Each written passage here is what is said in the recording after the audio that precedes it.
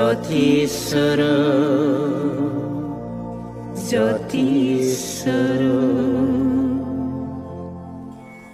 ब्रह्म गियान नायगिरि साफ्रोमनिसिमबो बे समाव अननाय सिबिनाय खुलुमनायखौ जासिहरबाय। बे समाव दङ जोंनि गेजेराव मानिजाथाव बिथां दुलाराय ब्रह्म धोरोम फोसाव आफादनि गाहाय फोसावगिरि आफा मनरन्जन ब्रह्मआ जोंनि बे दिनैनि सावरायनाय हाबाफारियाव सासे बिजिरगिरि सान्थौगिरि बे आफानिफ्राय जोङो धोरोमनि माखासे बिथिंखौ हाननानै माखासे मिन्थिनो गोनां बाथ्राफोरखौ जोङो दिनैनि बे आयदानि गेजेरजों फोसावनो लादों। बे समाव आङो मनरन्जन ब्रह्म आफानिसिम खुलुमनाय आरो सिबिनायखौ बावहरबाय। खुलुमबाय आफा। आं बे बिथिङाव मोनसे बाथ्रा सोंनो सानदों। आथिखालाव सानथ्र'हायै मठ मन्दिर, थानसालि, मन्दिर मस्जिदफोर मुलुगाव गोबां बांबोबाय, नाथाय असान्ति बा गोजोन गैयैयाबो बांबोबाय थानायखौ नुनो मोनदों। दा बेनि खारनफोरा मा मा जानो हागौ आफा? बेनि खारनाथ' आं बेखौनो बुंगोन जे जोङो गोदो गोदायनि बैदिक मुगायाव ऋषि मुनिफ्रा सेबखांना गालांनाय बेदनि खान्थि बायदियैब्ला बुहुमाव इसोरजों सोरजिजानाय जिउ जिबिफोर सारिमुथि जिबिनि धोरोम जानांगौब्ला बेद खान्थियाव होलांनाय सैथो धोरोम बा मानब धर्मनि गेजेरजों सिबियोब्ला गासैबो सारिमुथि जिबिनिनो धोरोम सिबिनाय जायो। बेदआ बेखौ रोखा रोखा दिन्थिना गालांखादों। नाथाय थेवबो जोंनि गेजेराव दिनै बेदनि बिथाखौ नेवसिनानै खायफा खायफा गुरुफ्रा गाव गावनि मोननाय आसिलाखौ लानानै गुरुगिरि मान सन्मानखौ लुबैनानै गावबा गाव मोनफा मोनफा धोरोम आरजिनाय बा जोनोम होनायखौ जों नुनो मोनदों। जायनि थाखाय दानि मुगायाव धोरोमनि मुङानो गोबांसै, मुंखौबाबो हाख'लाया।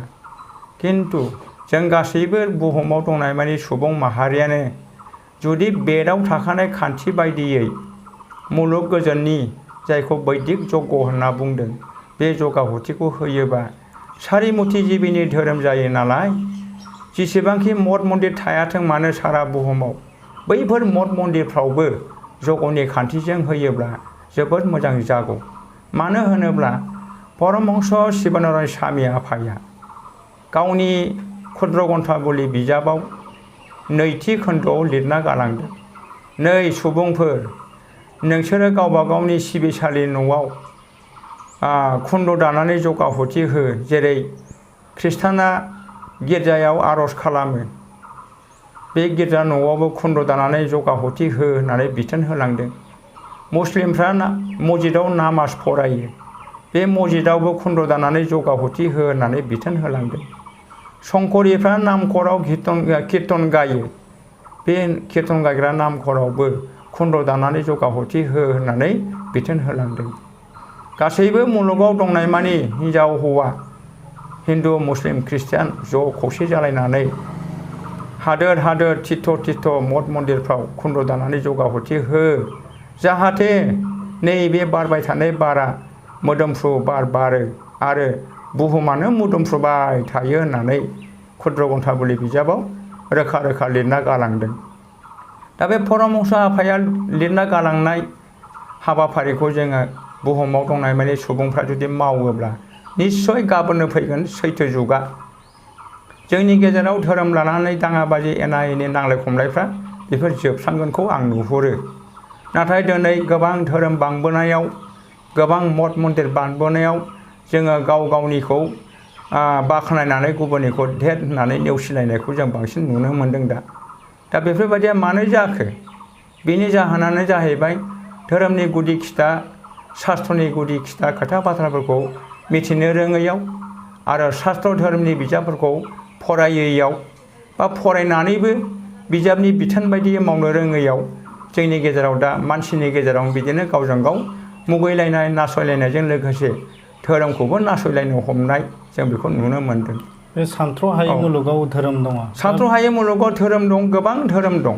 नाथाय बेबायदि धोरोम खान्थिजों सिबियोब्ला मानसिनि जिउ आत्माया मुक्ति मोना।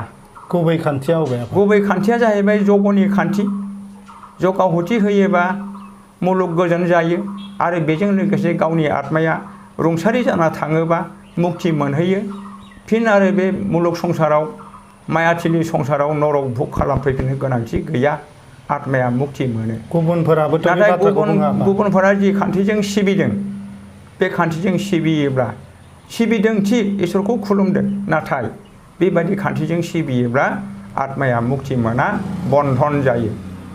दा बे परमहंसनि बोसोन बायदि परमहंसनि बोसोन बायदि जुदि बयबो थांजोबोब्ला निस्सय जोङो मानसिनि जिउआव बिसि फिसाय न'खर संसार जानायावनो जों गियान मुक्तिखौ मोनखागोन, सोरगो रायजोखौ मोनखागोन आरो देनां बोरायनानै रुंसारि जालाङोबा जोंनि आत्माया सोरगो रायजोआव सानजोंथि जोंमा गुरुजों रोखोमसे गोरोबना थाहैगोन। नङाबा जोङो बन्धन जागोन। शास्त्रफ्राव बुंनाय दं, जगहिन कर्मन बन्धनम होननाय दं। जग गैयि कर्म मावोबा आत्माया मुक्ति मोना, नरकआव थायो होननाय दं। जग गैयि कर्मफ्रा जाहैबाय बायदि बायदि आरज प्रार्थना खालामनानै मोसानाय मुसुरनाय, दल देग्रे दामनानै मोसानाय मुसुरनाय, बेफोरखौ जग गैयि कर्म होनना बुंदों। बेबायदि सिबियोब्ला आत्माया मुक्ति मोना, बन्धन जायो। नाथायबा जग आहुति होयोबा आत्माया मुक्ति मोनगोन। बे जाबाय आंनि बुंनाय राव नङा, बेदाव थाखानाय, गीतायाव थाखानाय, शास्त्र बिजाबाव थाखानाय बाथ्राफोरखौसो आं फोरमायदों। आरो बुंबावदों, सत्संगेन भवेन मुक्ति असत्संगेन बन्धनम होनना बुंदों। सतजों संग जायोबा, सैथोजों लोगो लायोबा, सानसेजिगिरि जोंमा गुरुनि गोहो अरमा खुगायाव जग आहुति होयोबा आत्माया मुक्ति मोनो। आरो असतजों संग जायोब्ला, असतखौ सिबियोबा खुलुमोबा आत्माया नरकआव थायो, बन्धन जायो। असतआ जाहैबाय मा? इसोरजों सोरजिजानाय मुवा बेसादफोर। बे मुवा बेसादफ्रा जोनोम दं, थैनाय दं। दा बेफोरखौ खुलुमोब्ला आत्माया माब्लाबाबो मुक्ति मोना, बन्धन जागोन। आरो बेल' नङा, ऋषि मुनि पीर पैगम्बर गोदोनि दार्शनिकफोर, बिसोरबो दिनै जोनोम जानानै रुंसारि जालांजोब्बाय। बैसोर रुंसारि जालांनाय अबतारि महापुरुष, जायखौ भगबान होनना बुंदों, बिसोरखौ खुलुमोब्लाबो आत्माया मालाबाबो मुक्ति मोना। खारन फिसा जोनोम जानां दं, थैनाय दं। दा गैला बिसोरो। नाथाय बै अबतारि महापुरुषफोरखौ, भगबानफोरखौ जाय सोरजिहरदों, बेथ' दंबाय थायोना। सान नखराङाव बे सोरां ज्योति महरै मुलुग ब्रह्माण्डखौ बियो सोरां होगासिनो दङ। बे ज्योतियाथ' जोनोम गैया, थैनाय गैया। बे अरायबो सान हर जोंसारना दंबाय थायो। बिसोर सैथो, बिसोर सनातन, अरायथा सारिमुथि जिबिया बिनि खांनाय बानायावनो दिनैसिम बे मुलुग संसारा थांनानै दं। बिनि अनगायै बे मुलुग संसाराव जेबो गैया। बे ज्योतिस्वरूप जोंमा गुरुखौनो शास्त्र बिजाबफ्राव, बेदाव बेखौनो ज्योतिस्वरूप विष्णु भगबान होनदों, बाइबेलाव गड होनना बुंदों, कुरानाव नूर होनना बुंदों, भागवत गीतायाव बेखौनो आदित्य होननानै बुंदों।